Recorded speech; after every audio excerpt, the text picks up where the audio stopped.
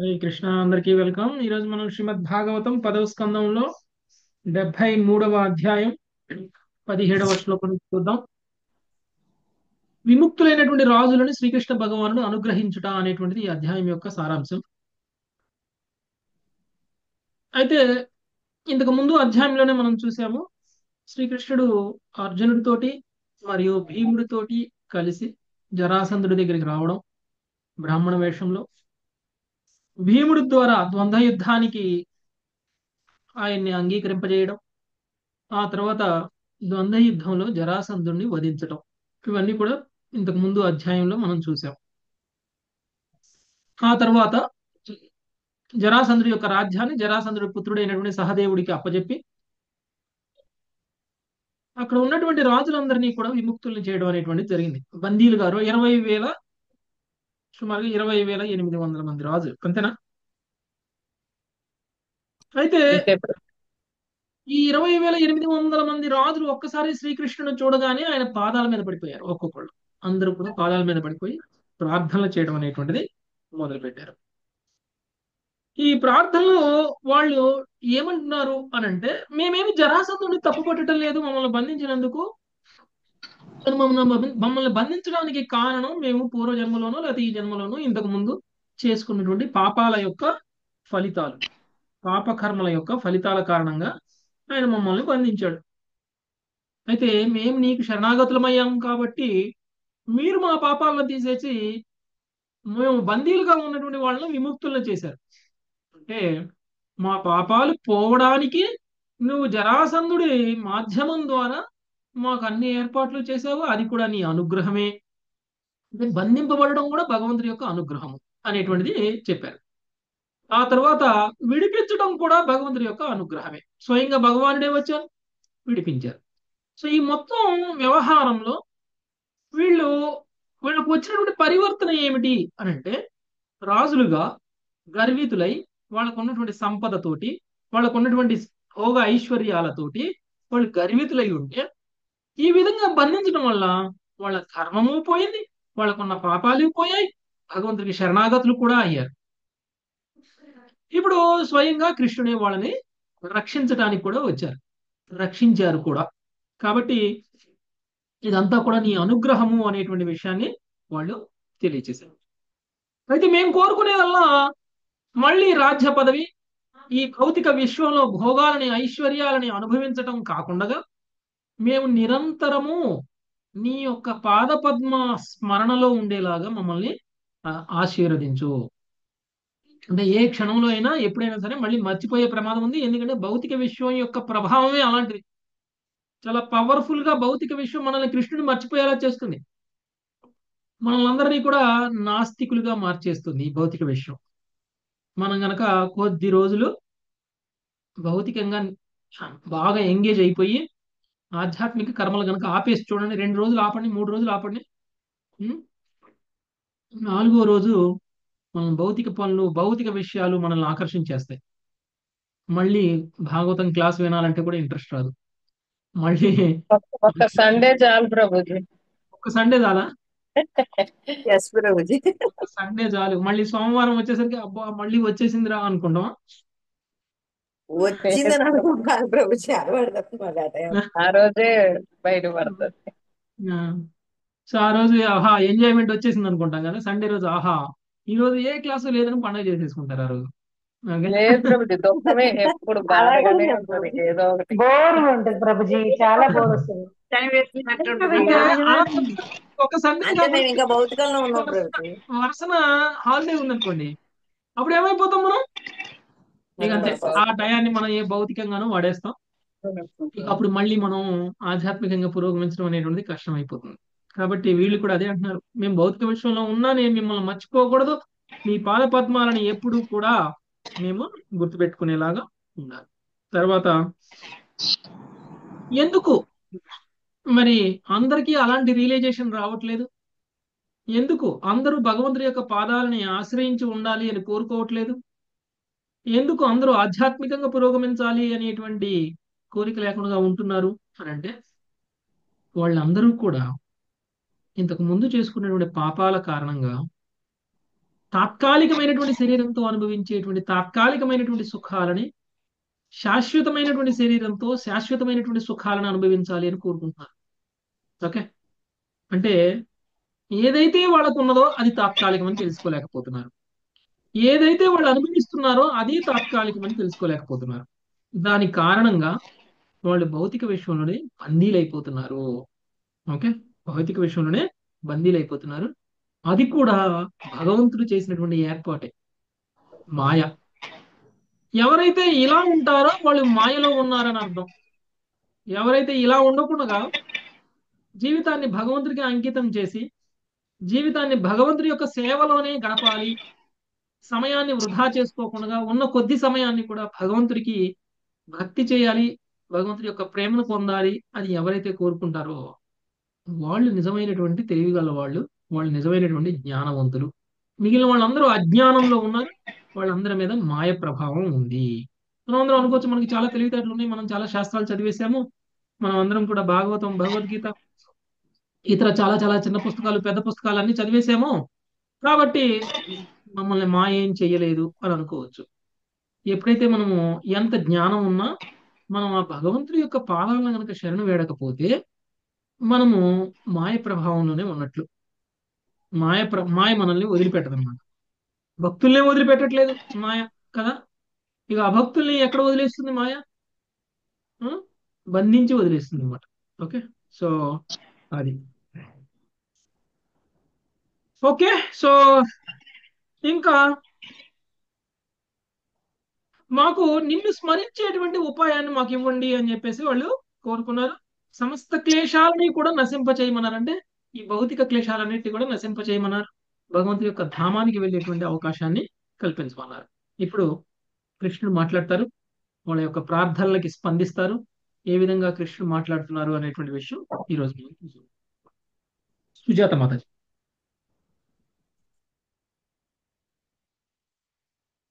17వ శ్లోకం.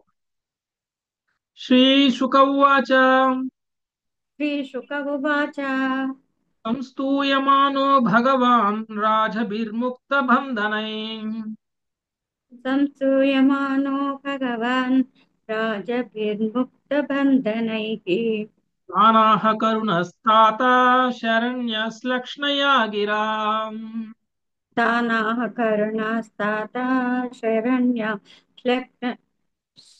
श्लक्ष्टया गिराम् గిరాం.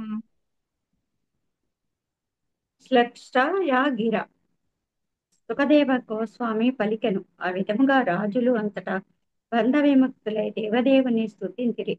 పరీక్షిత్ మహారాజా అప్పుడు కరుణాపూర్ణుడగు ఆశ్రయదాత మధురమగు వాక్కులతో వారితో ఇట్లు పలికిరి. హరే కృష్ణ ప్రభుజీ, ధన్యవాదాలు. బంధ విముక్తులైనటువంటి రాజులందరూ కూడా ఆ భగవంతుడిని స్తుతించిన తర్వాత కరుణాపూర్ణుడైనటువంటి ఆశ్రయదాత. ఆశ్రయదాత అంటే ఆశ్రయం ఇచ్చిన వాడు కృష్ణుడు. ఇచ్చేటువంటి వాడు. ఓకే. ఆశ్రయాన్ని ఇచ్చేటువంటి వాడు. కాబట్టి మనం అందరం అనుకోవచ్చు నాకు అర్హత లేదేమో, నేను భగవంతుడికి శరణు వేడుకోవడానికి లేకపోతే భగవంతుడికి భక్తి చేయడానికి అంత పవిత్రత, అంత క్వాలిఫికేషన్ నాకు లేదేమో అని అనుకోవచ్చు. భగవంతుడు ఎవరిని ఉద్దేశించి కూడా అలా ఆలోచించరు. ఎలాంటి పాపాత్ముడైనా సరే వచ్చి శరణు వేడుకుంటే ఆయనకి శరణిస్తారు, ఆశ్రయాన్ని ఇచ్చేస్తారు. ఆయన అంత కరుణామయుడు అనమాట. ఆయన ఎలాంటి పాపాలు చేసి ఉన్నప్పటికీ సరే వచ్చి క్షమించమని భగవంతుడి ముందుకు వెళ్ళి అడిగితే ఆయన క్షమించేస్తారు. ఒక్క విషయంలో మాత్రం క్షమించరు. ఏ విషయంలో? తన భక్తుల మీద వైష్ణవాపరాధం చేస్తే మాత్రం క్షమించరు. వైష్ణవాపరాధం చేసినటువంటి వాళ్ళకి ఉదాహరణ దూర్వాసుడు కదా. అంబరీషుడి పట్ల అపరాధం చేసినటువంటి దూర్వాసుని క్షమించారా? సుదర్శన చక్రాన్ని పంపించారు. ప్రహ్లాదు మీద కూడా అంతే. ప్రహ్లాదుని విషయంలోనూ అంతే. ఎవరైనా సరే వైష్ణవాపరాధం చేస్తే ఊరుకోరు అనమాట. సో చైతన్య చరితామృతంలో కూడా చైతన్య మహాప్రభు లీలల్లో కూడా ఇలాంటిది ఒకటి వస్తుంది. పేర్లు సరిగా గుర్తులేవు నాకు. మళ్ళీ కొంచెం చైతన్య చరితామృతం మనం రెగ్యులర్ చదవాలి, పేర్లు మర్చిపోతున్నాము. ఓకే. ఒక భక్తుడు తన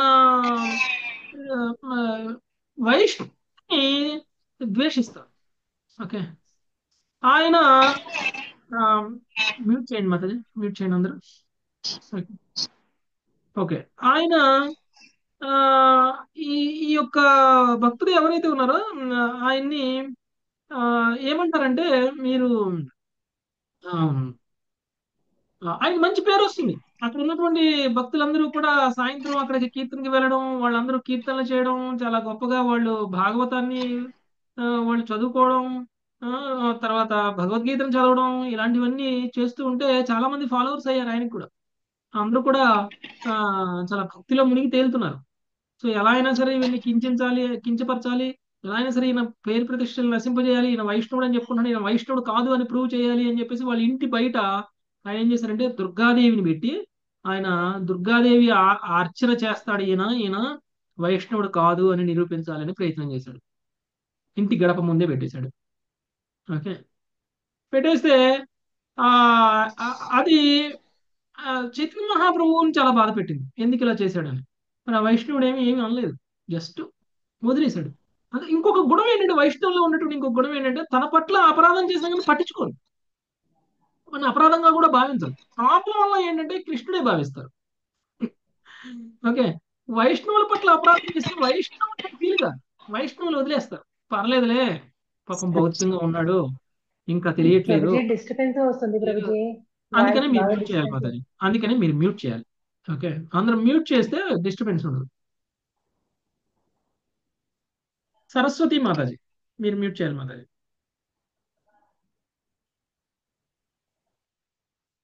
ఓకే. ఓకే.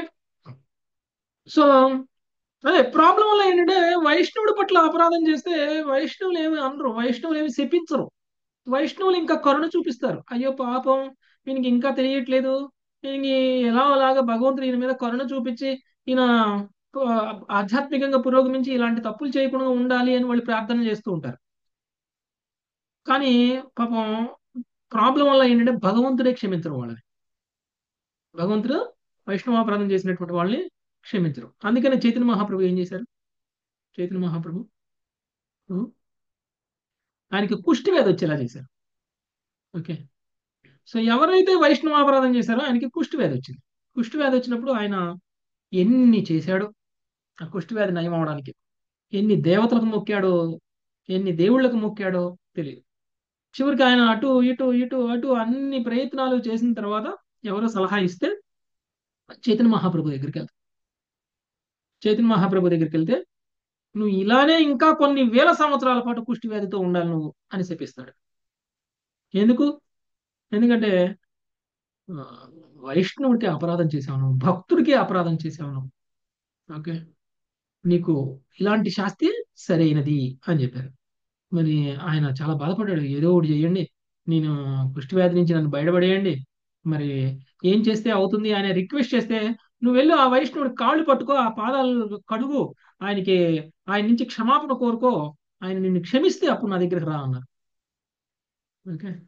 ఎప్పుడైతే ఆయన వెళ్ళి మళ్ళీ ఆ క్షమాపణ అడిగారో అప్పుడు మళ్ళీ చైతన్య మహాప్రభు దగ్గరికి వస్తే చైతన్య మహాప్రభు ఇలా తాకుతారు ఆయన అంతే, తాకితే అప్పుడు ఆయన కుష్టి వ్యాధి అంతా నయమైపోతుంది. అది అంటే భగవంతుడు కూడా వైష్ణవాపరాధం చేసినటువంటి వాళ్ళని అసలు క్షమించరు. కానీ అదే క్షమాపణ కనుక మనము డైరెక్ట్ గా వైష్ణవుడి దగ్గరికి వెళ్ళి అడిగితే క్షణంలో క్షమించేస్తారు. అది వైష్ణవుడి యొక్క గొప్పతనం. ఓకే. కాబట్టి ఆమ్, ఆమ్, ఈ యొక్క స్థుతి అనేటువంటిది ఆ చేసినటువంటి వీళ్ళని కృష్ణుడు ఆశ్రయం ఇచ్చారు.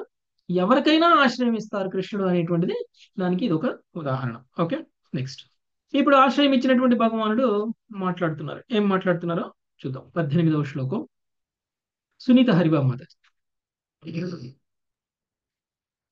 శ్రీ కృష్ణ ప్రభు. భగవానువాచ శ్రీ భగవానువాచ అద్య ప్రభృతివో భూసా మయ్యాత్మన్యఖిలేశ్వరే అద్య ప్రభృతవో భూపా మాయాత్మన్యాఖిలేశ్వరే సుదృఢా ఝాయతే భక్తిర్భాడమాశంసితం తథా సుదృఢా జాయతే భక్తిర్భడామాశంస్వితం తదా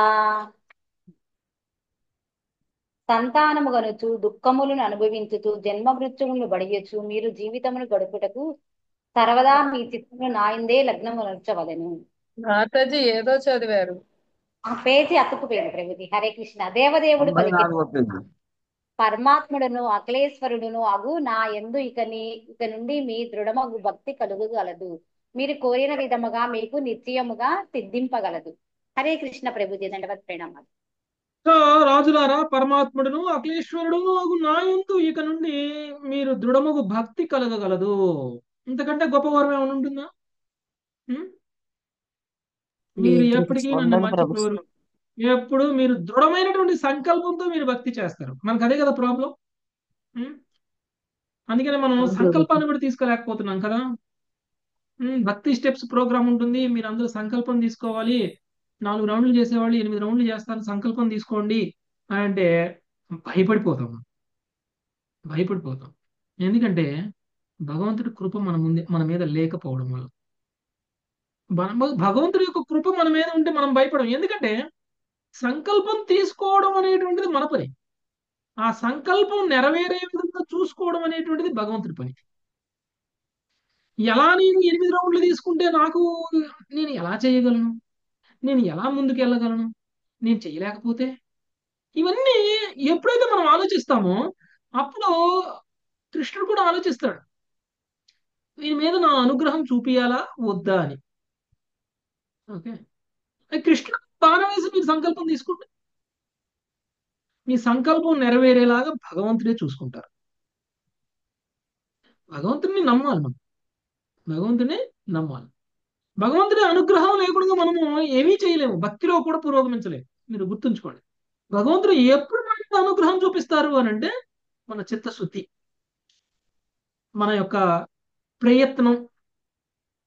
ప్రయత్నాన్ని చూసి భగవంతుడు పాపం వీడు ప్రయత్నం చేస్తున్నాడు, వీడి పరిస్థితులు ఇలా ఉన్నా కానీ, భౌతికంగా వీడికి సహకరించకపోయినా కానీ, ఇంట్లో పరిస్థితులు, వాళ్ళ పిల్లలు, వాళ్ళ భర్త, వాళ్ళ భార్య, వాళ్ళ కుటుంబ సభ్యులు వీళ్ళందరూ వాడిని భక్తి చెయ్యనీకపోయినా కానీ పాపం ప్రయత్నం చేస్తున్నాడు అని గనక ఎప్పుడైతే కొంచెం ప్రయత్నం చేస్తున్నాడు అనేటువంటి విషయాన్ని కూడా ఎప్పుడైతే భగవంతుడు గ్రహిస్తారో అప్పుడు మనకు అనుకూలమైనటువంటి వాతావరణాన్ని తయారు చేస్తారు మన ఇంట్లో.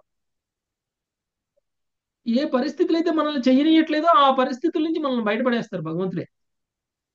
అంత పవర్ఫుల్ సంకల్పం అనేటువంటి, అంత పవర్ఫుల్ సంకల్ప బలం. మనం ఎలాంటి భయానైనా జయించవచ్చు. సంకల్ప బలంతో మనం ఏది అనుకున్నామో అది చేయొచ్చు. అలాంటి దృఢమైన, ఎందుకంటే అందులోనే మీరు భగవంతుడి ముందు సంకల్పం తీసుకున్నారనుకోండి, బాధ్యత భగవంతుడిది అవుతుంది. మన ఒకసారి గురు మహారాజే చెప్పారు, భగవంతుడి ముందు సంకల్పం తీసుకోవడం యొక్క ప్రభావం ఏమిటి అనేటువంటిది గురు మహారాజ్ చెప్పారు. మేము మాయాపూర్ వెళ్ళినప్పుడు, మేము మాయాపూర్ గురు మహారాజ్ క్లాస్ లో కూర్చున్నాం. మేము ఒకరోజు నాతో పాటు వచ్చారు మాతాజీలు కొంతమంది, ఇక్కడ ఉన్న వాళ్ళు కూడా వచ్చారు. ఆ రోజు శ్రీదేవి మాతాజీ వీళ్ళందరూ వచ్చారు. ఓకే, ఆ రోజు గురు మహారాజ్ ఏం చెప్పారు? మీరు దేవుడి ముందు సంకల్పం తీసుకోవాలి.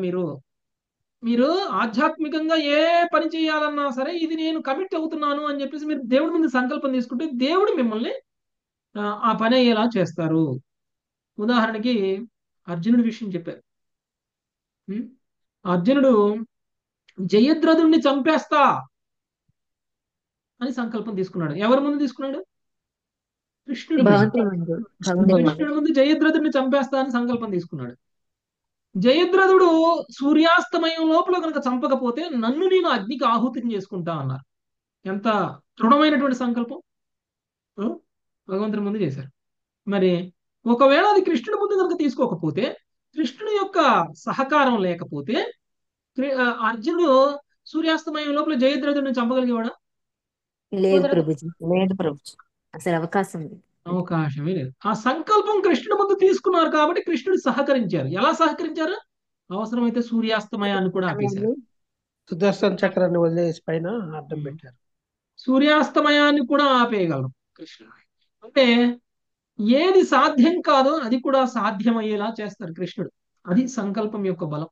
ఓకే, అందుకనే కృష్ణుడు చెప్తున్నారు, మీ దృఢ సంకల్పంతో మీరు భక్తి చేస్తే ఆ భక్తిని మీరు నిరంతరము మీరు మీరు కోరుకున్నటువంటిది సిద్ధిస్తుంది మీకు అని అన్నారు. ఏంటి కోరుకున్నారు వాళ్ళు? భౌతికంగా ఎంత దృఢమైన ఉన్నప్పటికీ భక్తి. భగవంతుడు మర్చిపోకుండా ఉండాలి, భగవంతుడి యొక్క పాద పద్మాలను ఎప్పుడూ కూడా ఆశ్రయించే ఉండాలి అని కోరుకున్నారు వాళ్ళు. ఆ కోరిక తీరుతుంది అని భగవంతుడే వరం ఇచ్చేశారు వాళ్ళకి. ఓకే. కాకపోతే ఎలా అనేటువంటిది ఇంకా చెప్తున్నారు. ఏం చేయాలి ఇప్పుడు రాజులు అనేటువంటిది చెప్తున్నారు. నెక్స్ట్ 19వ శ్లోకం. మళ్ళీ శ్రీమాతాజీ. హరే కృష్ణ ప్రభుజీ. దిష్ట్యా వ్యవసితం భూపా భవంతా ఋతభాషిణః శ్రియా వ్యవస్థితం భూపా భవంత ఋతభాషిణః శ్రీయైశ్వర్యమధోన్నాహం పశ్య ఉన్మాదకం నృణాం. శ్రీ ఐశ్వర్యమదో నాహం పశ్య ఉన్మాదకం నృణాం. రాజులారా, అదృశ్యవశాత్తుగా మీరు సరి అయిన నిర్ణయమునికి వచ్చిరి. మీరు పలికినది సత్యము. ధన బల మదము చే ఉత్పన్నమయ్యేటి జనుల యొక్క ఆత్మ సంయమున రాహిత్యము కేవలము ఉన్మాదమునికే దారి తీయుటను నేను గాంచుచున్నాను. హరే కృష్ణ. సో ధన్యవాదాలు. కృష్ణుని ప్రార్థిస్తూ వాళ్ళు మాట్లాడేటువంటి మాటలు ఏవైతే ఉన్నాయో వాళ్ళ ఆ మాటలన్నింటినీ కూడా కృష్ణుడు సమర్థిస్తున్నారు. మీరు అన్నది కరెక్టే. ఎవరికైతే ధన బలంతో మంది బలంతో ఎవరైతే ఉంటారో వాళ్ళు గర్వితులయ్యి వాళ్ళు చేసేటువంటి పనులకి ఉన్మాదానికే దారి తీస్తుంది తప్ప దేనికి లేదు. అది నేను గమనిస్తున్నాను అనేటువంటి విషయాన్ని చెప్తున్నారు కృష్ణుడు. ఓకే. సో మనకు అన్ని సుఖాలు ఉన్నాయి కదా అని చెప్పేసి కృష్ణుడు నాకేం చేస్తున్నాడు, అంతా నేనే కదా, నేను చేసుకుంటున్నాను. నాకున్న సుఖాలన్నిటికీ నా తెలివితేటలే కారణం, నాకున్న సుఖాలన్నిటికీ నా కుటుంబం కారణం, నాకున్న సుఖాలన్నిటికీ నా ఐశ్వర్యం కారణం అని అనుకోని కృష్ణుడు ఎక్కడొచ్చాడు మధ్యలో అని గనక మనం కృష్ణుడు గనక నెగ్లెక్ట్ చేస్తే మనం గర్వితులం అయినట్లు. అలాంటి గర్వానికి కారణమే మనకున్నటువంటి ఐశ్వర్యం కాకూడదు. ఓకే. ఎప్పుడు అది అవుతుందో అప్పుడు కృష్ణుడు వాటన్నిటిని తొలగించేస్తారు. మనం దేన్ని చూసుకొని గర్వితులం అవుతామో అది తీసేసి దానివల్ల ఆ గర్వాన్ని పోగొడతారు, మన పాపాలని పోగొట్టి కృష్ణుడికి శరణాగతులు అయ్యేలా చేస్తారు. రాజుల విషయంలో కూడా అదే చేశారు. ఇప్పుడు రాజులు కూడా కొంతకాలం బంధిస్తే వాళ్ళ ఐశ్వర్యం వల్ల కలిగినటువంటి గర్వం, భక్తులైనా సరే వీళ్ళు భక్తులే కదా, వీళ్ళు భక్తులే, కానీ వీళ్ళకి ఐశ్వర్యం వల్ల ఎంతో కొంత గర్వం అనేటువంటిది వచ్చింది. ఆ గర్వాన్ని కూడా తీసేయడం కోసం భగవంతుడు వాళ్ళకి ఇలాంటి కరుణను చూపించి వాళ్ళని బంధించడం అనేటువంటిది జరిగింది. ఓకే. నెక్స్ట్ 20వ శ్లోకం. సునీత కంఠమనే హైహయో నహుషో వేణో రావణో నరకోపరే హైహయో నహుషో వేణో రావణో నరకోపరే శ్రీమదాభ్రంసితాస్తానాం దేవదైత్యనారేశ్వరా శ్రీమదాద్భ్రంసిత హస్తానా దేవదైత్య నరేశ్వరాః. భావము. హైహయుడు నహుషుడు వేణుడు రావణుడు నరకుడు మున్నగు దేవదైత్య నరపతులు ఐశ్వర్య మత్తు చేతనే తమ మహోన్నత స్థానముల నుండి పతనము చెందిరి. భాష్యము. పరశురాముని తండ్రియగు జమదగ్ని నుండి హైహయుడు కామదేవుని హరించిన కారణమున పరశురాముడు అతనిని అతని గర్విత పుత్రులను వధించినని శ్రీధర స్వామి వ్యాఖ్యానించిరి. నహుషుడు తాత్కాలికంగా ఇంద్ర పదవిని అలంకరించినప్పుడు గర్వితుడయ్యను. ఆ విధముగా అతడు గర్వితుడై ఇంద్రపత్నియగు శచీదేవితో సంబంధమును పొందుటకు పల్లకీలో బయలుదేరిన వాడై దానిని మోయమని కొందరు బ్రాహ్మణులను ఆదేశించెను. అప్పుడు బ్రాహ్మణులు అతడు పతితుడై ముదుసలియగునట్లు చేసిరి. వేనరాజు కూడా అదే విధముగా మత్తుడై బ్రాహ్మణులను అవమానించగా కేవలం హుంకారముతో వారు అతనిని వధించిరి. రావణుడు ప్రఖ్యాత రాక్షసరాజు, కాని కామవశమున అతడు సీతాదేవిని చెరపట్టెను. అప్పుడు సీతాపతియగురా శ్రీరాముడు వానిని వధించెను. దైత్యరాజుకు నరకుడు అదితి కర్ణకుండలముననే హరించుటకు సాహసించి ఆ అపరాధమునకు వధింపబడెను. ఈ విధంగా ఎందరో శక్తిమంతులు నామమాత్ర ఐశ్వర్యముచే మత్తులైన కారణమున తమ స్థానముల నుండి పతితులగుట చరిత్ర అంతటను కనిపించును. హరే కృష్ణ ప్రభుజీ. ధన్యవాదాలు. ఓకే. సో కొన్ని స్టోరీలు మనం భాగవతంలో చూసాం. వేణరాజు కథ మనం చూసాం కదా. వేణరాజు ఎస్ ప్రభుజీ. వేణరాజు ఎలాంటి వాడు? చాలా దుష్టుడు ప్రభుజీ. చాలా దుష్టుడు. నన్నే పూజించాలి అని అన్నాడు. నన్నే పూజించాలి. కృష్ణుడిని పూజించేది మీరంతా, నేను రాజుని కాబట్టి నేనే దేవుణ్ణి, నన్నే పూజించండి అన్నాడు. ఎక్కడైనా సరే బ్రాహ్మణులు యజ్ఞం చేస్తుంటే వాళ్ళందరినీ పోయి చంపేసేవాడు. ఎక్కడ బ్రాహ్మణులు బతకడానికి వీల్లేదు. ఎందుకంటే బ్రాహ్మణులు అందరూ కృష్ణుడికి యజ్ఞం చేస్తున్నారు, నాకు యజ్ఞం చేయట్లేదు, కాబట్టి వాళ్ళందరూ బ్రతకడానికి కూడా వీల్లేదు అని చెప్పేసి రాజ్యంలో ఉన్నటువంటి బ్రాహ్మణులందరినీ కూడా హింసిస్తున్నాడు. అలా చేసినటువంటి వేణరాజుని చివరికి బ్రాహ్మణులందరూ కూడా కలిసి ఏం చేశారు? హుంకారంతో చంపేస్తారు. వధించారు. బ్రాహ్మణులందరూ కూడా చంపేశారు. ఓకే, అంటే బ్రాహ్మణులు అంటే శక్తిహీనులు, క్షత్రియుడు అంటే చాలా గొప్ప శక్తివంతుడు, తనకున్నటువంటి శక్తితో బ్రాహ్మణులు ఏమైనా చేయొచ్చు అని అనుకుంటే నిజానికి బ్రాహ్మణులు శక్తి లేక కాదు, వాళ్ళ వినయం వలన వాళ్ళు అవసరమైతే క్షత్రియుడిని కూడా చంపేయగలరు అనేటువంటిది బ్రాహ్మణులు నిరూపించారు. ఓకే, మరి వేణరాజు చచ్చిపోయాడు. మరి వేణరాజును చంపేసినటువంటి బ్రాహ్మణులు భావితరానికి రాజు కావాలి కదా, మరి రాజు లేరు కదా, వేణరాజుకి పుత్రులు లేరు, మరి ఎవరు రాజు అవ్వాలి? మేమే చంపేశాము కాబట్టి మేమే రాజులము అని బ్రాహ్మణులు తమను తాము ప్రకటించుకోలేదు వాళ్ళు. అది బ్రాహ్మణుల యొక్క గొప్పతనం. బ్రాహ్మణులు రాజుకి సలహా ఇస్తారు కానీ రాజులు అవ్వరు. ఒకవేళ రాజు పరాక్రమాన్ని బ్రాహ్మణుల మీదనే చూపిస్తే ఆ రాజు బ్రాహ్మణుల సలహా ప్రకారం కనుక పాలన చేయకపోతే అవసరమైతే రాజును దింపుతారు, ఇంకొక రాజును కూడా కూర్చోబెడతారు. అది అంటే రాజుని నియమించగలిగిన, రాజుని దించగలిగినటువంటి శక్తి సామర్థ్యాలు కూడా బ్రాహ్మణుల దగ్గర ఉన్నాయి. ఏం చేశారు అప్పుడు? వేణరాజుని మదించి వేణరాజు యొక్క తొడని మదించడం వల్ల ఒక ఒక రాక్షసుడు పుడతాడు. వేణరాజు భుజాన్ని మదించడం వల్ల ఎవరు పుడతారు? నిషాదుడు ప్రభుజీ, నిషాదుడు అనే నిషాదుడు అనే రాక్షసుడు. క్షత్రియుడే నిషాదుడు రాక్షస జాతి. ఓకే, ఆయన చాలా నల్లగా ఉంటారు, పొట్టిగా ఉంటారు, వర్ణనిచ్చారు. ఓకే, ఉంటారు. అలాంటి వాడు ఆయన రాజుగా అవడానికి అర్హుడు కాదు. తర్వాత భుజాలను మదిస్తే ఎవరు పుట్టారు? పృథ మహారాజు పుడతారు. స్వయంగా భగవంతుడే శక్తి ఆవేశ అవతారంగా పాలనా శక్తిని ప్రదర్శించటం కోసం భగవంతుడే అవతరించారు పృథ మహారాజు. అంటే మనకున్నటువంటి ఐశ్వర్యంలో మనం ఎలా నాస్తికులుగా మారిపోతాం అనడానికి వేణరాజు ఉదాహరణ కదా. అదే మరి పృథ మహారాజు అలా చేశారా? పృథ మహారాజు చాలా గొప్పగా పాలన చేశారు. వంది మాగదులు కీర్తిస్తుంటే ఎవరిని పట్టుకుని ఏం కీర్తిస్తున్నారు మీరు అని అడిగారు పృథ మహారాజు. మీరు దేవాది దేవుడు, మీరు సూర్య చంద్రులకు కూడా మీరే మూలం, సృష్టి స్థితి లయకి మీరే కారణం అండి. పృథ మహారాజు ఏమన్నారు? ఏమయ్యా ఆగండి, మీరు ఏది పడితే అది కీర్తించేస్తారు నన్ను. ఇంకా నేను అలాంటి శక్తి లేని నేను ఇంకా ప్రదర్శించలేదు, ప్రదర్శించినప్పుడు కీర్తిద్దురు కానీ అప్పటిదాకా ఆగండి అని అన్నారు. అదే గొప్పతనం. మామూలుగా అయితే వేరే రాజులు ఏమంటారు?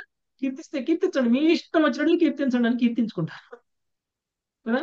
మంది మాగదుల కీర్తనలను కూడా ఆయన ఖండించారు. నేను ప్రదర్శించినటువంటి గణాలని మీరు నన్ను కీర్తించద్దు అని అడిగారు. అది పృథ మహారాజు యొక్క గొప్పతనం. ఓకే, అది పృథ మహారాజుకి వేణరాజుకి ఉన్నటువంటి తేడా.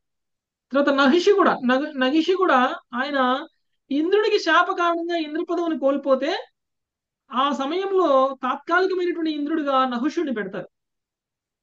నహుషుడు ఎవరు? శివుడి అల్లుడు. ఓకే, సో శివుడికి ఒక కూతురు ఉంది, పేరేంటండి? శివుడి కూతురు పేరు తెలుసా? మానసాదేవి. గౌరీ అనుకుంటా ప్రభుజీ. శాంతాదేవి కాదు, శాంతాదేవి కాదు. కొడుకులనే తెలుసు. సంతోషమాతనా ప్రభుజీ? సంతోషమాత కూడా ఊరుకోండి మాతది, మీకు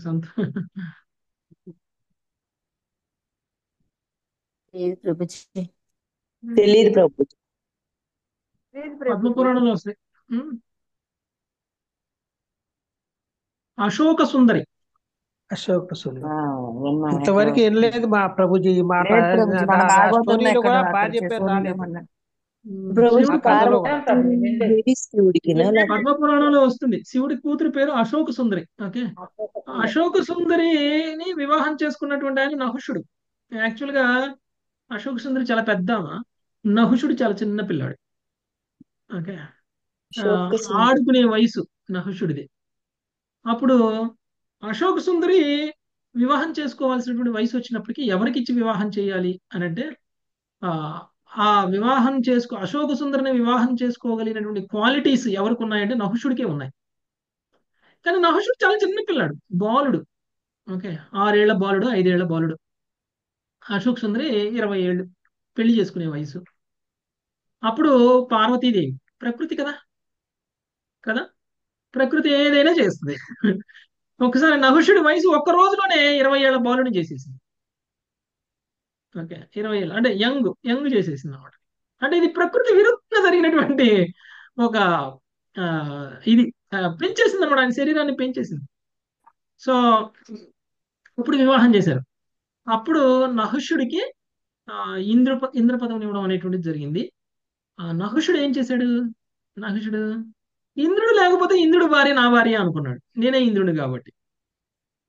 ఓకే, అంటే అంత గొప్ప క్వాలిఫికేషన్ ఉన్నటువంటి వ్యక్తి చివరికి శివుడి యొక్క కూతురు అయినటువంటి అశోక సుందరినే వివాహం చేసుకోగలిగినటువంటి అర్హత ఉన్నటువంటి వ్యక్తి కూడా పదవి వచ్చేసరికి గర్వం వచ్చేసింది కదా.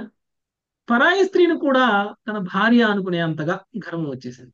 అప్పుడు మళ్ళీ నహుషుడు కూడా శిక్ష ఉంటుంది. శిక్ష జరిగింది. ఆ తర్వాత మళ్ళీ ఇంద్ర పదవి నుంచి నహుషుడు కూడా తప్పుకుంటాడు. ఓకే, సో ఇలా చాలా మంది. తర్వాత హైహయుడు హై హైహయుడు హైహయుడు కూడా ఎంతో గొప్ప శక్తివంతుడు. ఉమ్, ప్రపంచంలో ఉన్న రాజులందరినీ జయించాడు. ప్రపంచంలో ఉన్న రాజులందరినీ జయించాడు. జయించి జమదగ్ని ఆశ్రమానికి వెళ్తాడు.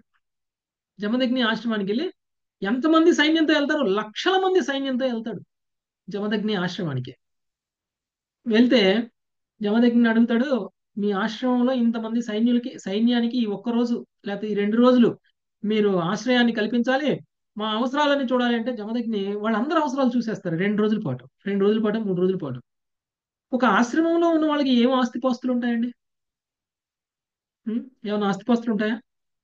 ఏమీ ఉండదు. లేదు ప్రభుజీ. వాళ్ళు ఇంతమంది సైన్యం, లక్షల మంది సైన్యం వస్తే వాళ్ళందరికీ ఆహారాన్ని పెట్టడం, వాళ్ళ అన్ని అవసరాలు తీర్చుకోవడం, చూడటం అంటే జమదగ్ని లాంటి ఒక బ్రాహ్మణుడికి ఎలా సాధ్యమవుతుంది? కామధేను ఉంది ప్రభుజీ. కామధేను ఉంటుంది కామధేను కదా, ఉంది. అందుకని ఉమ్. అప్పుడు ఈ హైహయుడికి వస్తుందన్నమాట. అంటే నువ్వేం చేసావు, నువ్వు ఏం చేస్తే నీకు ఇంతమంది అవసరాలన్నీ చూడగలిగావంటే నా దగ్గర కామధేను ఉంది అని చెప్పాడు కన్యగరేసి. నా దగ్గర కామధేను ఉంది అని చెప్పేసరికి, అయితే అంటే నా దగ్గర లేనిది నీ దగ్గర ఉంది, నేను ఇంతమందిని జయించి కూడా నేను పొందలేంది ఒక ఒక మునిగా, ఒక సాధువుగా నువ్వు నువ్వు జయించగలిగావు అంటే నువ్వు చాలా గొప్పవాడివి, అయితే నీ కామధేను నాకు ఇయ్యి అంటాడు. దొంగలి చేస్తారు ప్రభుజీ. నీ నీ కామధేను నాకు ఇచ్చేసేయి అంటే, లేకపోతే నీతో యుద్ధం చేసేస్తా అంటాడు. అనేది జమదగ్ని మీద యుద్ధం చేసి జమదగ్ని ఉన్నటువంటి పుత్రులందరినీ చంపేస్తాడు. జమదగ్నిని కూడా చంపేస్తారు. జమదగ్నిని కూడా చంపేస్తారు చివరికి. ఆశ్రయం 100 వేస్తే మంది. చివరి ఎంతమంది పుత్రులు మొత్తం? పరశురాముడి యొక్క సోదరులు ఎంతమంది? 100 మంది. మంది అనుకుంటా ప్రభుజీ. 100 మంది అనుకుంటున్నాను నేను. 100 మంది. 100 మంది పుత్రుల్ని చంపేస్తాడు. మళ్ళీ పరశురాముడు వచ్చి హైహయుడిని మళ్ళీ తన తండ్రిని, తన సోదరుల్ని అందరినీ కూడా మళ్ళీ బతికిస్తాడు. ఓకే, బతికిస్తాడు. తర్వాత హైహయుడిని కూడా చంపేస్తాడు. అలాంటి పరిస్థితి పరశురాముడు. అంటే యాక్చువల్గా తన తల్లిని కూడా చంపేస్తారు అనుకుంటు కదా, తన తండ్రి తల్లిని చంపుతారు. ఏదో ఉంటుంది స్టోరీ. ఓకే, హరే కృష్ణ ప్రభుజీ. ఇలాంటిదే వశిష్ఠుడి కథలో కూడా ఉంది కదా ప్రభుజీ. వశిష్ఠుడు కాదు, అది పరశురాముడు కదా. ఇది పరశురాముడి కదా వశిష్ఠుడు కాదు, తోబుట్టుల్ని చంపేస్తారు ప్రభు. విశ్వామిత్రుడు విశ్వామిత్రుడు చేస్తాడు. అవును, విశ్వామిత్రుడు అంటే సేమ్ స్టోరీ లాగే ఉంది. అక్కడ చంపరు. ఓకే, అక్కడ చంపరు, వాళ్ళ పిల్లలను చంపేస్తారు. కానీ ఆ విశ్వామిత్రుడు సాధువు అయిపోతాడు.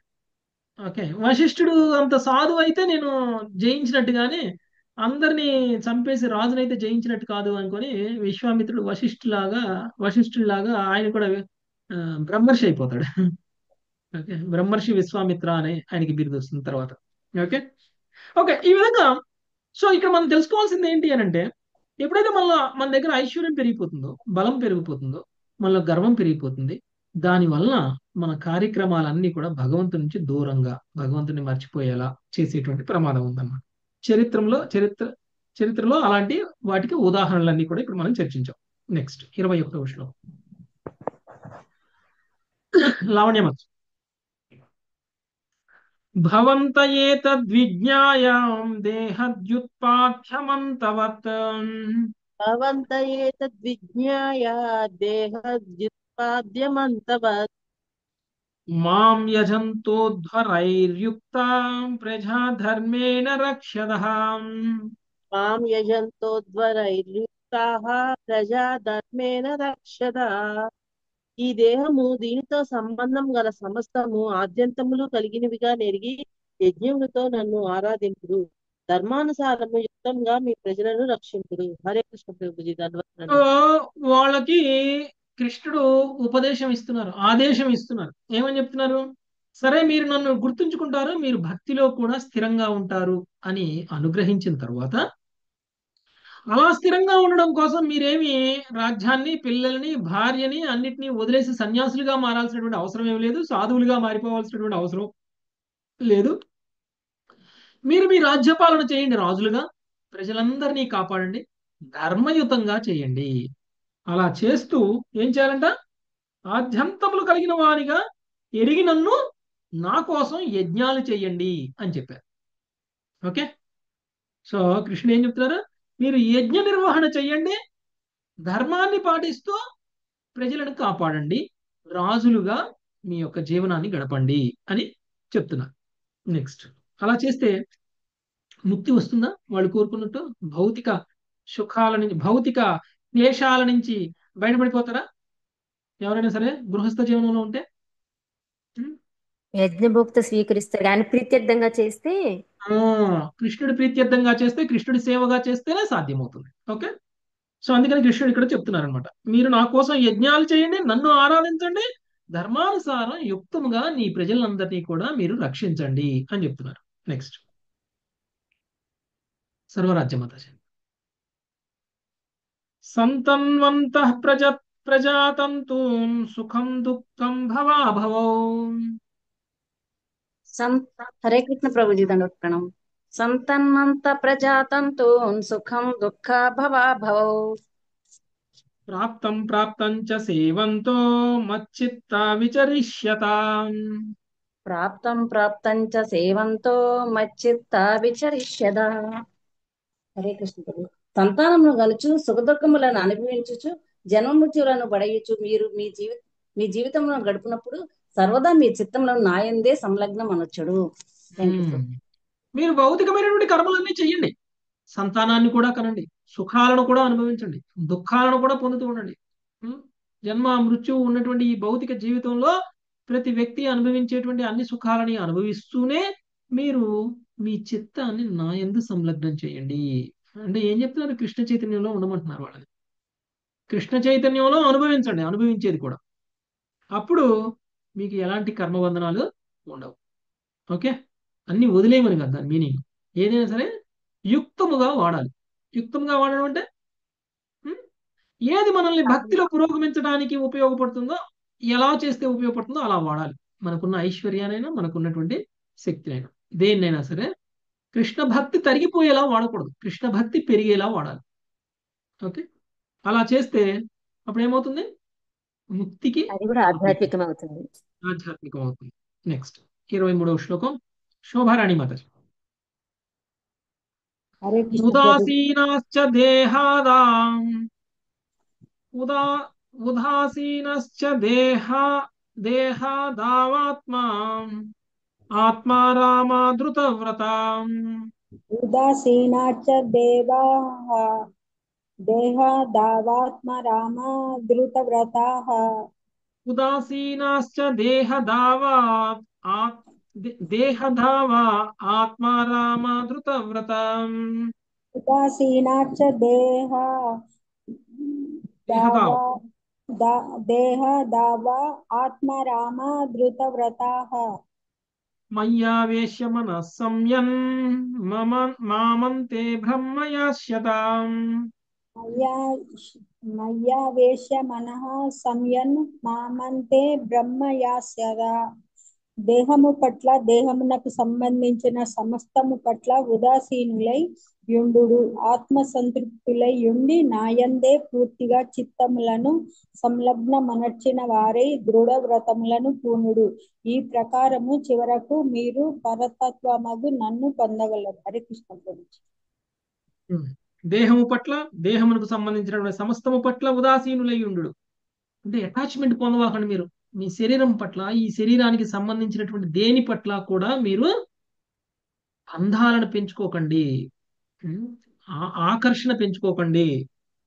అసంతృప్తులై ఉండి నాయందే చిత్తమును సంలగ్నమునొచ్చిన వారే దృఢవ్రతములను పూనుడు. ఈ ప్రకారము చివరకు మీరు పరతత్వమగు నన్ను పొందగలరు. అంటే కొంత తపస్సు కూడా చేయాలన్నమాట ఆధ్యాత్మికంగా పురోగమించాలి అని అంటే. ఓకే, దృఢంగా చేయాలి. దృఢ వ్రతాలు చేయడం అంటే ఏంటి? తపస్సులు చేయడం అనమాట. దృఢ వ్రతాలు చేయడం అంటే తపస్సులు చేయడం. ఎలా అంటే ఏకాదశి వ్రతం మనం చేస్తున్నాం కదా. దానివల్ల ఏమవుతుందంటే కొంతమందికి శరీరం పట్ల డిటాచ్మెంట్. ఓకే, ఆ డిటాచ్మెంట్ అనేటువంటిది రావడం కోసం కూడా తపస్సు అనేటువంటిది అవసరం. కొన్నిసార్లు తపస్సు అంటే ఏంటి? శారీరకమైనటువంటి అసౌకర్యం. శారీరకమైనటువంటి అసౌకర్యం శారీరకమైనటువంటి అసౌకర్యాన్ని సహించడమే తపస్సు. కష్టం కలిగినా కానీ చేయడం అదే తపస్సు. బాధ కలిగినా కానీ చేయడం, ఆకలేస్తున్నా కానీ తినకుండా ఉండడం తపస్సు. సో ఎండ మండుతున్నా కానీ ఎండలోనే ఉండడం అది తపస్సు. చలి పుడుతున్నా కానీ చన్నీళ్లతో స్నానం చేయడం అది తపస్సు. ఓకే, అంటే ఇలాంటివన్నీ చేస్తే ఏమవుతుంది అని అంటే మనం ఆధ్యాత్మికంగా పురోగమిస్తాం. ఎలా? శారీరకమైనటువంటి ఆకర్షణ ఏదైతే ఉంటుందో, శరీరానికి సంబంధించినటువంటి ఈ భౌతికమైనటువంటి శరీరానికి సంబంధించినటువంటి ఆకర్షణ ఏమైనా ఉంటుంటే అది కాస్త కొంచెం కొంచెం తొలగిపోతుంది అనమాట. ఓకే, అందుకు తపస్సులు అనేటువంటివి అవసరం.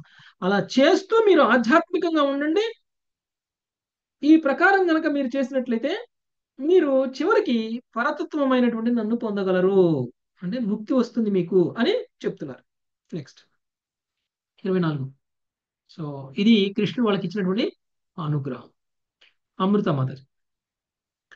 శ్రీ శుకవాచ ఇత్యాదిశ్య నృపాన్ కృష్ణో భగవాన్ భువనేశ్వరః. మళ్ళీ ఒకసారి చెప్పండి ప్రభుజీ. ఇత్యాదిశ్య నృపాన్ కృష్ణో భగవాన్ భువనేశ్వరః. ఇత్యాదిశానుపాన్ కృష్ణో భగవాన్ భువనేశ్వరః. తేషాం యయుక్త పురుషాన్ స్త్రియో మజ్జన కర్మణి. తేషాం న్యయుక్త పురుషాన్ స్త్రియో మజ్జన కర్మణి. హరే కృష్ణ ప్రభుజీ. సుఖదేవ గోస్వామి పలికెను. సకల లోకాధిపతియగు శ్రీకృష్ణుడు విధముగా రాజులను ఆదేశించిన వాడై వారికి సన్నాదులను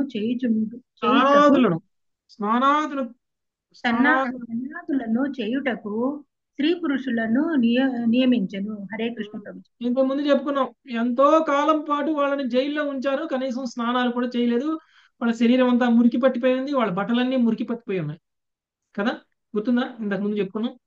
అలాంటి వాళ్ళని మరి ఇప్పుడు శ్రీకృష్ణుడు ఏం చేశారు? వాళ్ళందరికీ కూడా స్నానాలు ఏర్పాట్లు చేశారు. స్నానాలు చేయించడానికి స్త్రీ పురుషుల్ని నియమించారు. అక్కడ నియమించి వాళ్ళకి ఈ విధంగా ఆయన చెప్పారు, ఆదేశించడం అనేటువంటి జరిగింది. 25 రంగదేవి మాత. సపర్యామాస సహదేవేన భారత. సపర్యాయం కారయామాస సహదేవేన భారత. నరదేవోచితైర్వస్త్రైర్భూషణైస్రగ్భిలేపనై. నరదేవోచితైర్వస్త్రైర్భూషణైస్రగ్భిలేపనై. భరత వంశీయుడ పిదప ఆ దేవదేవుడు సహదేవునిచే రాజయోగ్యములకు వస్త్రాభరణములతో, పూమాలతో, చందనాది లేపనములతో రాజులకు సపర్యములు కావింపజేశారు. ధన్యవాదాలు. సహదేవుడికి చెప్పేశారనమాట వాళ్ళకి కావాల్సిన ఏర్పాట్లన్నీ చేయమని. వస్త్రాభరణాలు, పూమాలు, చందనాది లేపములతో రాజులకు సపర్యలు కావింపజేసెను. ఓకే, నెక్స్ట్ 26వ శ్లోకం. నరసింహారావు ప్రభు. హరే కృష్ణ భోజయిత్వా ప్రభు. వరాన్నేన సుస్నాతాన్ సమలంకృతాన్ భోజయత్వా పరాన్నైన సుస్నాతాన్ సమలకృతాన్ భోగైశ్చ వివిధైర్యుక్తాం తాంబూలాద్యైర్నృపోచితై. భోగైస్య విధైర్యుక్తాం తాంబూలాధర్న నృపుచోచితైః. వారు చక్కగా స్నానము చేసి అలంకృతులైన పిమ్మట శ్రీకృష్ణుడు వారికి ఉత్తమమగు భోజనమును పెట్టించెను. తాంబూలాది రాజోచిత భోగ్య పదార్థములు కూడా వారికి వసగజేసెను. హరే కృష్ణ ప్రభుజీ దండవత్. ఓకే, వాళ్ళు స్నానాలు చేసిన తర్వాత మంచిగా అలంకరించుకున్న తర్వాత వాళ్ళకి అవసరమైనటువంటి భోజనాలను ఏర్పాటు చేశారు, తాంబూలాలను ఏర్పాటు చేశారు. సో భోగ్య పదార్థాలన్నింటినీ కూడా వాళ్ళకి ఆహారంగా ఇవ్వడం అనేటువంటిది జరిగింది. నెక్స్ట్ అక్షర సౌజన్యం. తే పూజితా ముకుందేన రాజానో ముష్టకుండలా. హరే కృష్ణ ప్రభుజీ. తే పూజిత ముకిందేన రాజానో మృష్టకుండల విరోజుర్మోచిత క్లేశాన్ ప్రావృడంతే యథా గృహాన్. విరేజుర్మోచిత క్లేశాత్ మృడంతే యథాగ్రహ. ముకుందునిచే పూజితులైన వారు, క్లేశముల నుండి ముక్తిని పొందిన వారు నగు రాజులు తమ కర్ణకుండలములు ప్రకాశించుచుండగా వర్షాకాలం ముగిసిన పిమ్మట ఆకాశంలో వెలుగొందిరి చంద్రాది గ్రహముల వల్లే దేదీప్యమానముగా శోభించింది. హరే కృష్ణ ప్రభు. వాళ్ళకి ఏదైతే కళ ఇంతకు ముందు పోయిందో ఆ కళ అంతా తిరిగి వచ్చింది వాళ్ళకి కదా. ఇంతకాలం వాళ్ళు జైల్లో ఉండడం వల్ల సరైనటువంటి ఆహారం లేదు, సరైనటువంటి పోషణ లేదు, శరీరానికి కావాల్సిన పోషణ లేదు, ఇవన్నీ తిరిగి వచ్చేసాయి. కృష్ణుడు వాళ్ళని జైల్లో నుంచి విడిపించేసి నా పని అయిపోయింది, పోండి మీ పనులు మీరు చూసుకున్నాను అలా డైరెక్ట్ గా. వాళ్ళకి స్నానాలు చేయించడం కానీ వాళ్ళకి అలంకరణలు, వాళ్ళకి కావాల్సిన తిండి పదార్థాలు అన్నీ ఏర్పాటు చేశారు. అది అనుగ్రహం అంటే, కృష్ణుడి యొక్క అనుగ్రహం అంటే. ఓకే, సో ఏ విధంగా అయితే గ్రహణం తర్వాత చంద్రుడు మెరుస్తాడో, సూర్యుడు మెరుస్తాడో, ఆ విధంగా వాళ్ళు కోల్పోయిందంతా కూడా తిరిగి వాళ్ళ అందాన్ని, ఐశ్వర్యాన్ని తిరిగి అన్ని కూడా పొందారు. అంటే కొంతకాలానికి వాళ్ళకి లేదు, ఇప్పుడు ఉంది. గ్రహం కూడా అదే కదండి. గ్రహణం సమయంలో సూర్యుడు కనపడ్డాం, గ్రహణం సమయంలో చంద్రుడు కనపడ్డాం, గ్రహణం వీడిన తర్వాత మళ్ళీ కనిపిస్తాడు. అలానే వాళ్ళు ఇంతకు ముందు ఉన్నట్లు మధ్యలో కొంతకాలం కనిపించలేదు, ఇప్పుడు మళ్ళీ ఇంతకు ముందు ఉన్నట్టు కనిపిస్తున్నారు. ఓకే, నెక్స్ట్ 28 శిరీష మాతాజీ. రథాన్ సదస్వానారోప్య మణికాంచన భూషితాం. రథాం సదశ్వానారోప్య మణికాంచన భూషితాన్. ప్రీణయ్య సునృతైర్వాక్యై స్వదేశాన్ ప్రత్యయాపయత్. ప్రీణయ్యా సునృతైర్వాక్యై స్వదేశాన్ ప్రత్యయాపయత్. పిదప దేవదేవుడు ఆ రాజులను మణికనక విభూషితములు, ఉత్తమాశ్వ చోదితములనగు రథములపై ఆసీనులను కావింపజేసి మధుర వాక్కులతో వారిని ప్రసన్నులను కావించి వారి వారి రాజ్యములకు పంపెను. హరే కృష్ణ. సో తర్వాత మణికనక విభూషితములు, ఉత్తమాశ్వచోదితములు. ఉత్తమాశ్వచోదితములు అంటే మంచి మంచి గుర్రాలతో కట్టబడినటువంటి రథాలని, ఓకే, ఆ రథాలనిచ్చి ఆ రథాల మీద ఆసీనులను చేయించి, అంతేకాదు మణికనక విభూషితములు, ఓకే, మంచిగా అలంకరణలు చేశారు. మణులతోటి, కనకంతో, బంగారు ఆభరణాలు అన్ని కూడా ధరింపజేసి మధుర వాక్కులతో వాడిని ప్రసన్నులను కావించి మంచిగా మాట్లాడారు కూడా. ఓకే, ఇవన్నీ ఇస్తే సరిపోదు, ప్రేమగా ఉండాలి. చాలాసార్లు అంటాం, ఎందుకు నువ్వు ఇచ్చేయని నాతో ప్రేమగా మాట్లాడినప్పుడు అని అంటాం కదా. సో ఎంత ఐశ్వర్యం ఇచ్చినా సుఖం ఉండదు మనకి కదా. మన వాళ్ళు మనతో ప్రేమగా ఉంటేనే అది సుఖం. సో కాబట్టి కృష్ణుడు ఇప్పుడు ఏర్పాటు చేసినటువంటి ఏర్పాట్లన్నీ చేసి కృష్ణుడు ప్రేమగా మాట్లాడలేదు అనుకోండి, అప్పుడు ఆనందం రాదు. ఆనందం రాదు. అందుకనే కృష్ణుడు వాక్కులతోటి కూడా వాళ్ళని సంతృప్తి పరిచారు చేసి ఆ తర్వాత వాళ్ళని వాళ్ళ రాజ్యానికి పంపడం అనేటువంటిది జరిగింది. నెక్స్ట్ 29 రామారావు ప్రభు.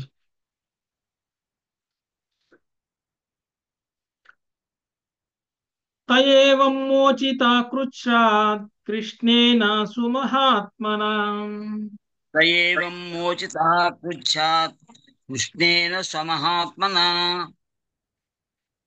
యయుస్థమేవ ధ్యాయంతః కృతాని చ జగత్పతే యుస్తమేవ ధ్యాయంతః కృతాని చ జగత్పతే. హరే కృష్ణ ప్రభుజీ.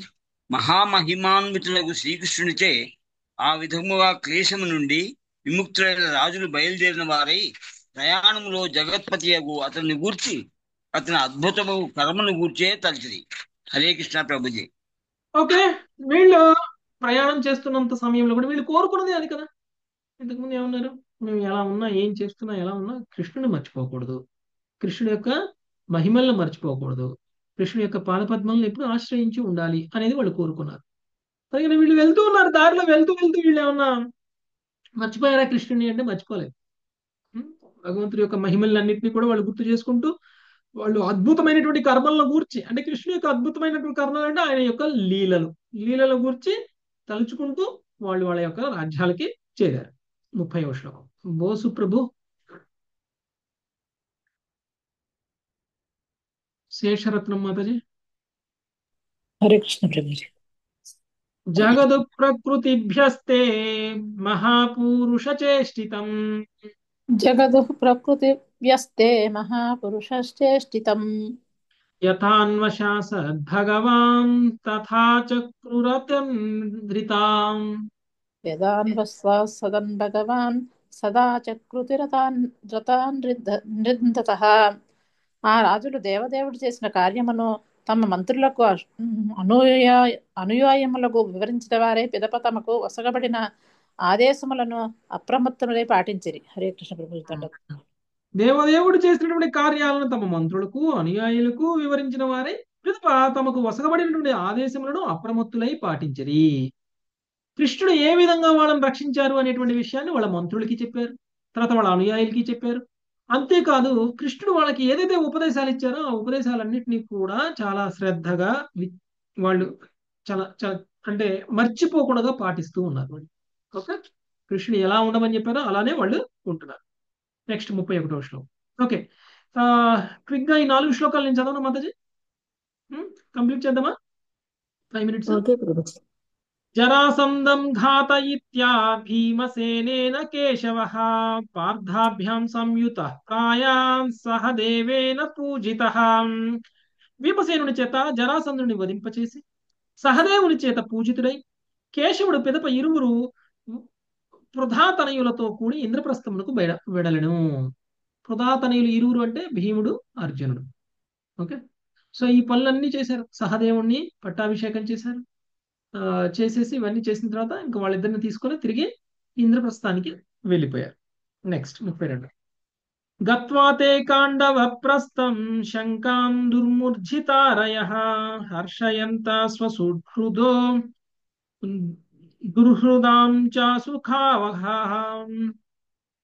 ఇంద్రప్రస్థమును చేరినంతటా తమ శ్రేయోభిలాషులకు బంధువులకు మదమును కలిగించుట, శ్రేయోభిలాషులకు బంధువులకు ముదమును కలిగించుచు శత్రువులను ఖేదమును కలిగించుట ఆ విజేతలు తమ తమ శంఖములను పూరించిరి. సో ఎప్పుడైతే వీళ్ళు ఇంద్రప్రస్థానికి చేరడానికంటే ముందు వీళ్ళు శంఖాలను పూరించడంతో ఆ శంఖాలను విన్నటువంటి ఇంద్రప్రస్థంలో వీళ్ళందరూ కూడా ఆనందం పెరిగిపోతున్నారు. అంటే వీళ్ళు విజయాన్ని సాధించి తిరిగి వస్తున్నారు అనేటువంటి ఆనందం వాళ్ళకి ఇవ్వడం కోసం ముందే వీళ్ళు శంఖాలను పూరించడం అనేటువంటిది జరిగింది. తచ్చుత్వా ప్రీత మనసా ఇంద్రప్రస్థా నివాసినః మేనిరే మాఘదం శాంతం రాజా చాప్త మనోరథః. ఆ ధ్వనిని వినినటువంటి ఇంద్రప్రస్థ పురవాసులు మగధరాజు ఇప్పుడు మరణించినాడని ఎరిగిన వారే మిగిలి ఆనందించరు. ధర్మరాజు తన మనోరథమును మనోరథము సిద్ధించినదని భావించను. మనసులో కోరుకున్నటువంటి ఆలోచన ఇది నెరవేరింది అని ధర్మరాజు కూడా అనుకున్నారు. ఆ శంఖారావాన్ని విన్నటువంటి ప్రజలందరూ కూడా మగధరాజు అయినటువంటి జరాసంధుని చంపేశారు అనేటువంటి విషయాన్ని వాళ్ళు అర్థం చేసుకోగలిగారు. ఓకే, దానివల్ల వాళ్ళందరూ కూడా ఆనందించారు. అంటే ఇప్పుడు వీళ్ళు రాజసూయ యజ్ఞం చేయడానికి ఎలాంటి అడ్డము లేదు. అది సంతోషకరమైన విషయమే కదా. రాజసూయ యజ్ఞానికి జరాసంధుడే అడ్డం. ఇప్పుడు ఆ జరాసంధుడి అడ్డం తొలగిపోయింది అని చెప్పేసి వీళ్ళందరూ కూడా ఆనందించారు. అభివంద్యాత రాజానాం భీమార్జున జనార్దన సర్వమాశ్రావయాం చక్రూర్ ఆత్మనాయదనుష్ఠితం. భీమార్జునుడు జనార్దనుడు ధర్మరాజును నమస్కరించి తాము చేసినదంతయు పూర్తిగా తెలియచేసిరి. ముగ్గురు కూడా ధర్మరాజు కంటే చిన్నవాళ్లే. భీమార్జునులు నమస్కారం చేయడం అంటే ఓకే, సోదరులు కాబట్టి చేశారు. కృష్ణ నమస్కారం చేసేశాడు, పని పనే.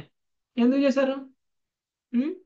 ధర్మరాజు పెద్దవాడు కాబట్టి, ధర్మరాజు పెద్దవాడు, కృష్ణుడి కంటే పెద్దవాడు కాబట్టి ఆయన ముగ్గురు కలిసి ఆయనకి నమస్కారం చేయడం అనేటువంటిది జరిగింది. ఆ తర్వాత జరిగిన వృత్తాంతం మొత్తం చెప్పేశారు, ఏ విధంగా జరాసంధుని వధించారు అనేటువంటిది. నెక్స్ట్ 35.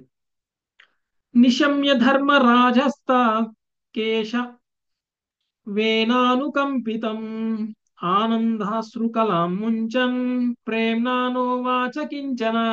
తన ఎడ పరమ కరుణతో కేశవుడు చూపినటువంటి అనుగ్రహమును వినినంతర ధర్మరాజు ప్రేమాశ్రువులను రాల్చెను. ప్రేమ పారవస్యముతో అతడు ఏదీనూ పలకజాలలేకపోయాను. కృష్ణుడి అనుగ్రహం లేకపోతే జరాసంధుని చంపటం భీముడి వల్ల కూడా కాదు. అంటే నా సోదరుడు ఎంతో బలమైన వాడు, జరాసంధుని కూడా చంపగలడు అని గర్వితుడు అవ్వలేదు ధర్మరాజు. ఆయన సోదరుడు జరాసంధుని చంపడం వెనక కూడా కృష్ణుడి యొక్క అనుగ్రహము అని. అంటే భక్తులు ఇలానే ఆలోచిస్తారు. వాళ్ళకి వచ్చినటువంటి కష్టానికి భగవంతుడి అనుగ్రహమే అనుకుంటారు, వాళ్ళు పొందినటువంటి సుఖానికి కూడా భగవంతుడి యొక్క అనుగ్రహమే అనుకుంటారు. ఇప్పుడు ఈ రోజు వాళ్ళు ఆనందంగా ఉంటున్నారు, దానికి కారణం కూడా భగవంతుడి యొక్క అనుగ్రహము అని అనుకున్నారు.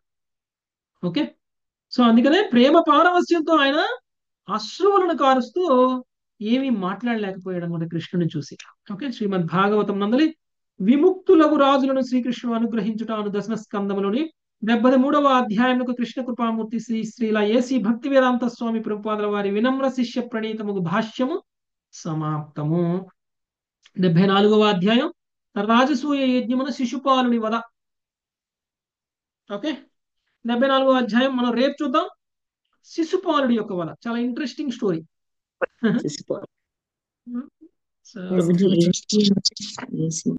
రేపు చూద్దాం. మేనత్త కొడుకు కదా ప్రభుజీ, శిశుపాలుడు మేనత్త కొడుకు. 100 తప్పులయ్యాక చంపేశారు. కృపా సింధుభ్యైవ చ పతితానాం పావనేభ్యో హరే కృష్ణ హరే కృష్ణ కృష్ణ హరే హరే హరే రామ హరే రామ. ప్రభుజీ.